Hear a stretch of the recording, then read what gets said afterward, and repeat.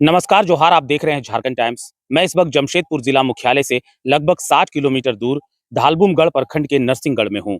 ये ऐतिहासिक धरती है क्योंकि इसी धरती से सन 1766 में या 1767 में चुआड़ विद्रोह का शुरुआत हुआ था। ये पहली ऐसी धरती थी जहां अंग्रेजों के खिलाफ बिगुल फूका गया था और इस बिगुल को फूका था यहाँ के राजा जगन्नाथ धल ने। जगन्नाथ धल, ये मेरे पीछे आपको ये महल दिखाई दे रहा होगा। ये जगन्नाथ धल का महल है जहां आज जगन्नाथ धल के 8वें या 9वें वंशज अब यहाँ पर रहते हैं।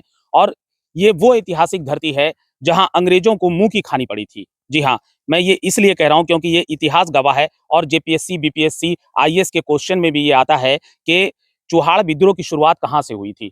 तो ये वही धरती है जहां से चुहाड़ विद्रोह की शुरुआत हुई थी और इसकी शुरुआत करने वाले राजा जगन्नाथ धल थे। हमारे साथ इस वक्त जगन्नाथ धल के वंशज हैं, जो 8वीं या 9वीं पीढ़ी है राजा साहब की, वो हमारे साथ यहाँ पर मौजूद हैं। इनसे हम बातचीत करेंगे और इतिहास को समझेंगे। यहाँ पर कई सारे मंदिर भी बने हुए हैं, मैं उनको भी दिखाऊंगा। लेकिन सबसे पहली शुरुआत जो है हम इस मंदिर से कर रहे हैं। ये मंदिर जो आप देख रहे हैं, ये मंदिर भी उसी जमाने का बना हुआ है जब यहाँ पर राजा जगन्नाथ धल राज किया करते थे, शासन किया करते थे। उस वक्त का ये मंदिर है। आप देख सकते हैं, इसे थोड़ा सा रेनोवेट करवाया गया है क्योंकि काफी वक्त गुजर चुका है। ये 1766 1767 की बात है।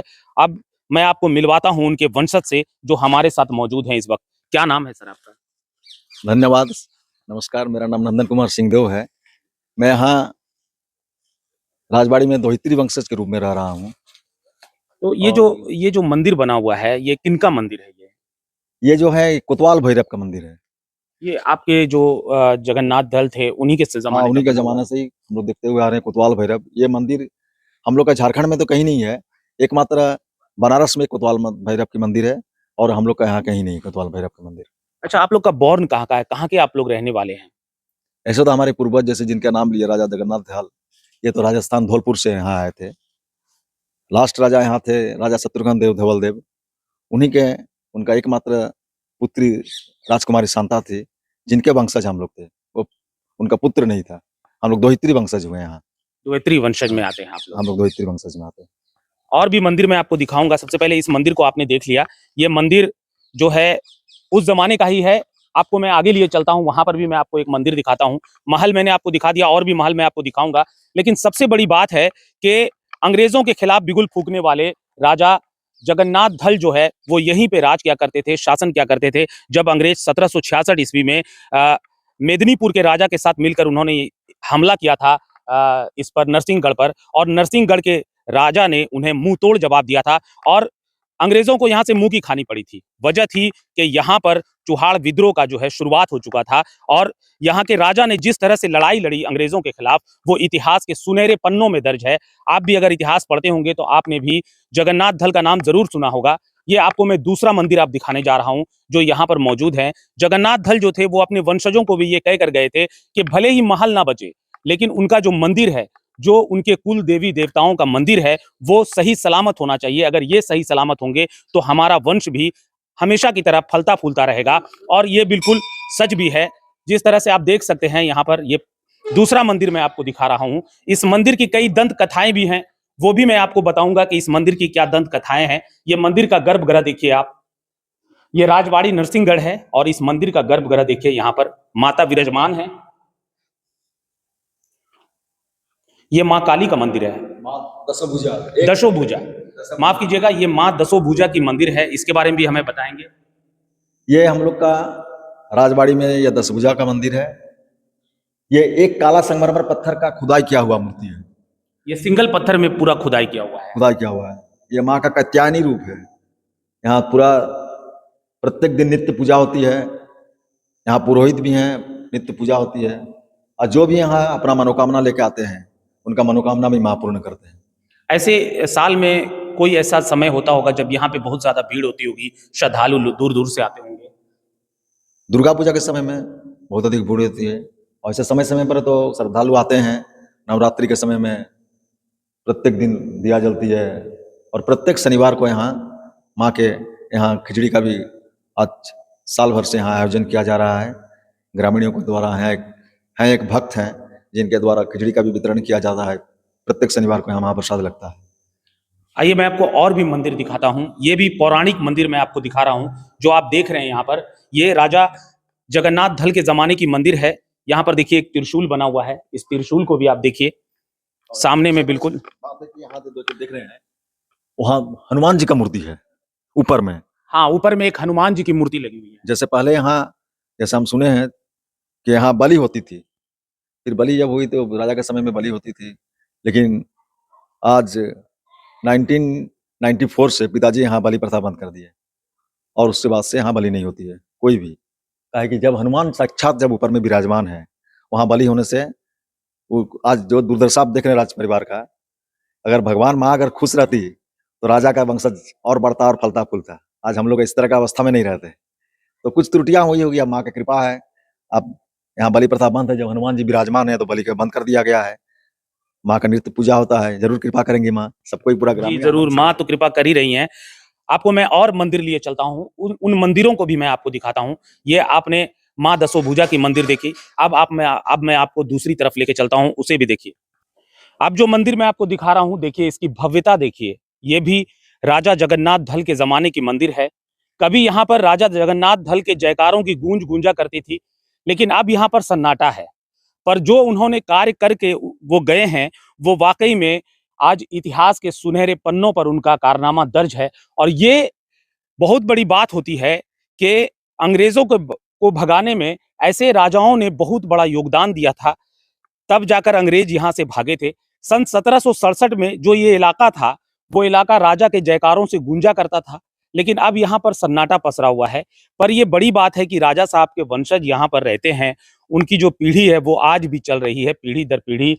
उनका जो अ, परिवार है वो आज भी चल रहा है, ये बहुत बड़ी बात है। देखिए महाराज नंदी यहाँ पर विराजमान हैं। सबसे पहले महाराज नंदी के आप दर्शन कीजिए। महाराज नंदी ठीक मंदिर के सामने में ही विराजमान हैं। और इस मंदिर के बारे में हमें राजा जगन्नाथ धल के जो वंशज है वो बताएंगे हमें। ये कौन सी मंदिर है सर? ये हो गया त्रिवेणेश्वर मंदिर। अच्छा, त्रिवेणेश्वर मंदिर में ये है कि एक यहाँ सबसे पहले गर्भगृह में 3 लिंग, खंडित लिंग 3 है। चलिए उसको पहले दिखा हाँ, दीजिए। उसको आइए दिखाइए। सबसे पहले मैं आपको 3 खंडित लिंग दिखाता हूँ जो यहाँ पर है। देखिए किस तरह से यहाँ पर जो है बाबा भोलेनाथ के 3 शिवलिंग जो है, त्रिभुवनेश्वर जिसे कहा जाता है, वो यहाँ पर विराजमान है। एक नाग देवता की छवि भी बनी हुई है, जैसा कि आप देख सकते हैं। और सबसे बड़ी बात कि इस मंदिर की आप नक्काशी को देखिए। नक्काशी देखिए किस कदर है ये। क्या बात है। किस तरह से उस वक्त के कारीगरों ने इस मंदिर को बनाया होगा, इसका अंदाजा आप लगा सकते हैं कि इतने 100 साल बीत जाने के बाद भी नक्काशी वैसी की वैसी ही है। देखिए दीवार में किस तरह से उकेरा गया है। इसे उकेरना कहते हैं क्योंकि उस वक्त के जो कारीगर थे वो वाकई में काबिले तारीफ था उनका, कि उन्होंने जो आकृति बनाई, जो अपनी कारीगरी दिखाई, वो आज भी यहाँ पर दर्ज है। लोग दूर दूर से आते होंगे इसे देखने के लिए और देखते होंगे। इस मंदिर की क्या विशेषताएं हैं ये हमें राजा साहब के जो वंशज है वो हमें बताएंगे। हम इनसे बातचीत करते हैं। क्या विशेषताएं हैं इस मंदिर की? इस मंदिर के बारे में बताइए, कि शिवलिंग के बारे में बताइए। ये शिवलिंग बाबा त्रिवेणेश्वर का मंदिर है। यहाँ महाशिवरात्रि को काफी भीड़ होती है, सावन महीना में काफी भीड़ होती है। पूरा गांव का, पूरा झारखंड का ही बोलिए, दूर दराज के भी भक्त लोग आते हैं। बीच बीच में महापंडितों द्वारा रुद्राभिषेक भी होती रहती है, तो इनका भी बहुत प्रतिष्ठित है उस समय। यहाँ आज मैं आपके चैनल के मार्फत से मैं सरकार से आग्रह करना चाहूँगा कि ये जो धरोहर है, ये अगर बच जाती तो ये ऐतिहासिक चीज़ ये धालभूमि की बच जाती। क्या कि आज हम लोग में उतना सामर्थ्य नहीं है, ना राजा का राज शासन है।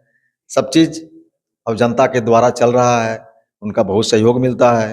ग्रामीण बहुत अच्छे हैं, सबके सहयोग से बड़ा बड़ा त्यौहार पार हो जाता है। अच्छा, ये लिंग जो है ये खंडित क्यों है?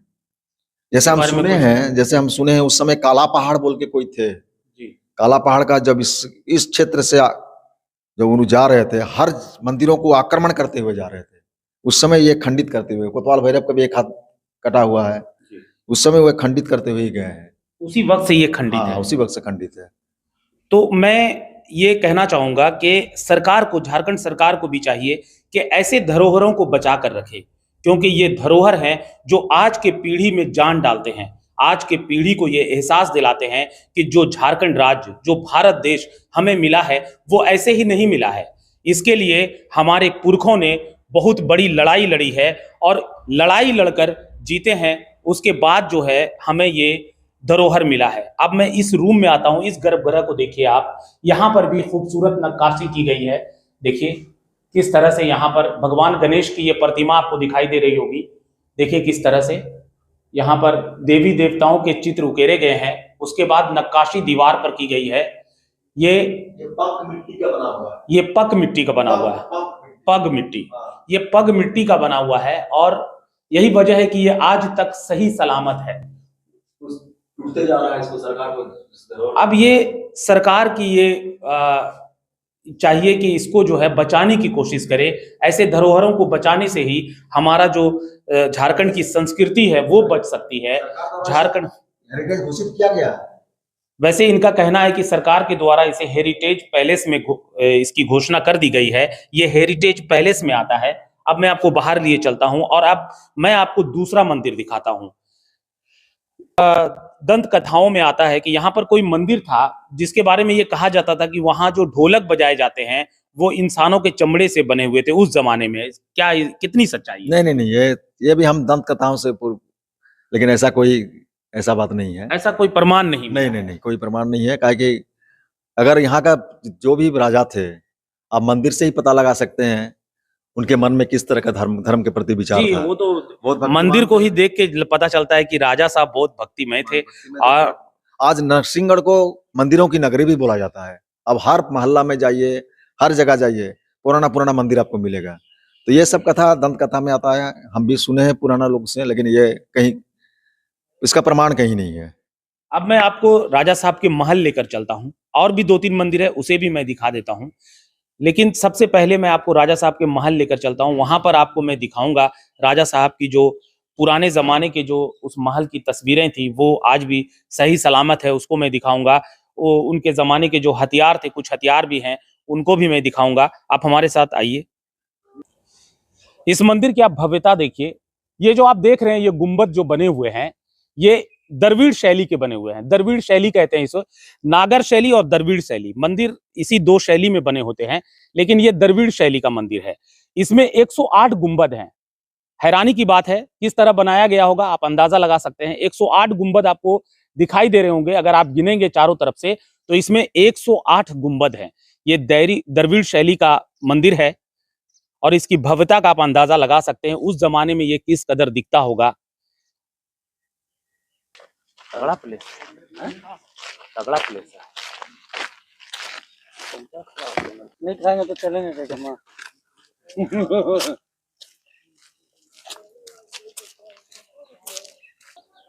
अब जो ये मंदिर आपको मेरे पीछे दिखाई दे रहा है, इसकी भी भव्यता देखिए। ये भी राजा जो जगन्नाथ धल थे उन्हीं के जमाने की ये मंदिर है और ये रास मंच हुआ करता था उस जमाने में। लेकिन अब जो है इसे राधा कृष्ण मंदिर में तब्दील कर दिया गया है। कुछ साल पहले यहाँ राधा कृष्ण की मूर्तियों को स्थापित किया गया है और अब ये राधा कृष्ण मंदिर है। लेकिन कभी यहाँ रास मंच था, ये चारों तरफ से खुला हुआ था। जब राजा साहब का जमाना था उस वक्त ये चारों तरफ से खुला हुआ था, लेकिन अब ये चारों तरफ से बंद कर दिया गया है क्योंकि अंदर में राधा कृष्ण की प्रतिमा को स्थापित किया गया है। यही वजह है कि चारों तरफ से इन लोगों को बंद करना पड़ा। लेकिन इस मंदिर की भी भव्यता आप देख सकते हैं। ये मंदिर भी उसी जमाने का बना हुआ है और इस पर भी जो है आप देखिए किस तरह से नक्काशी की गई है बाहर से भी। आप इस मंदिर को देखिए। इस मंदिर के बारे में हमें बताएंगे हमारे साथ राजा जगन्नाथ धल के जो वंशज हैं वो हमारे साथ इस वक्त मौजूद हैं। सर, ये कौन सा मंदिर है? मंदिर के बारे में बताइए इसके बारे में। देखिए, वर्तमान तो ये वेद माता गायत्री की मंदिर है, लेकिन पूर्व में वो जो पहले इससे जो पहले उसका जो लिए फोटो वो था रास मंच, ये था दोल मंच। लेकिन यहाँ के पिताजी भी थे, पिताजी जो गायत्री प्रज्ञापीठ के जो गुरुदेव, जो हमारे गुरुदेव हैं पंडित श्री राम आचार्य शर्मा, वह 1981 में यहाँ आए थे। 1981 में आने के बाद वेद माता गायत्री का प्राण प्रतिष्ठा हुआ था। तब से ये गायत्री मंदिर के नाम से जाना जाता है और अभी गायत्री मंदिर के नाम से ही प्रख्यात है। हर साल यज्ञ होती है, प्रत्येक दिन पूजा होती है, पूर्णाहुति होती है, यज्ञ होती है। हम माने अब गायत्री मंदिर के नाम से ही जानते हैं, लेकिन पहले ये दोल मंच था। दोल पूर्णिमा का समय से राजा के पीरियड में यहाँ दोल पूर्णिमा हर्षोल्लास के साथ मनाया जाता था। रास रासलीला के समय यहाँ रासलीला होती थी। अब ये राधा कृष्ण मंदिर बन गया है, ये वेद माता गायत्री का मंदिर बन गया है। और चलिए। ये सामने जो छोटा सा मूर्ति देख रहे हैं, छोटा सा मंदिर, वह है वास्तु देवता का मंदिर। वास्तु देवता का मंदिर सोचिए, वास्तु बिना वास्तु का कुछ नहीं होता। कुछ उस नहीं समय होता। सबसे पहले वास्तु देवता का मंदिर बनाया गया था। यह है वास्तु शिव जी का मंदिर, वहां भी है, वहां भी नित्य पूजा होती है। मतलब जैसे ही आप प्रवेश द्वार से, उस जमाने में जब प्रवेश द्वार से लोग अंदर आते थे तो सबसे पहले पहले वास्तु देवता का मंदिर मिलता था। अब मैं आपको महल लिए चलता हूँ और राजा साहब के महल को दिखाता हूँ। अब जो ये मेरे पीछे आप देख रहे हैं, ये राजा जगन्नाथ धल का जो महल है वो मैं आपको दिखा रहा हूँ। ऐसा इनके वंशजों ने बताया कि अब 1% भी नहीं बचा हुआ है। पहले बहुत ही भव्य हुआ करता था। मैं इसकी तस्वीर आपको दिखाऊंगा कि कितना भव्य हुआ करता था ये राजा साहब के जमाने में। हमारे साथ उनकी वंशज एक छोटी सी राजकुमारी है, हम इनसे भी बातचीत करते हैं। क्या नाम है आपका? मेरा घर का नाम है ईसु और बाहर का नाम है शाम्भवी। आपको पता है आपके दादाजी राजा थे? हाँ पता है आपको? हाँ राजा थे? हाँ कहाँ के राजा थे? नरसिंहगढ़। नरसिंहगढ़ के राजा थे। आप पढ़ती हो? हाँ कितने क्लास में पढ़ती हो? अभी यूकेजी में पढ़ती हूँ, फिर मैं 1 में जाऊंगी। अभी यूकेजी में हो, फिर मैं 1 में जाओगी। हाँ तो ये छोटी सी प्यारी सी राजकुमारी को मैंने आपको दिखाया। अब आप देखिए, यहाँ पर आइए। यहाँ पर राजा साहब के जमाने की एक तलवार मिली है हमें, वो मैं आपको सोचा अपने श्रोताओं को दिखा दूं। ये तलवार आप देख सकते हैं, ये इसका आकार देखिए किस तरह से इसे बनाया गया था, और ये काफी भारी भी है। ये भारी भी है और ये उस जमाने की तलवार है। ये 1767 की तलवार मैं आपको दिखा रहा हूं, जब चुहाड़ विद्रोह में इसका इस्तेमाल किया गया था। और यही वो तलवार थी जिससे अंग्रेजों के छक्के छूट गए थे और अंग्रेज यहां से भागने पे मजबूर हो गए थे। ये नरसिंहगढ़ की धरती अंग्रेजों को पानी पिलाने में कामयाब रही थी 1767 में।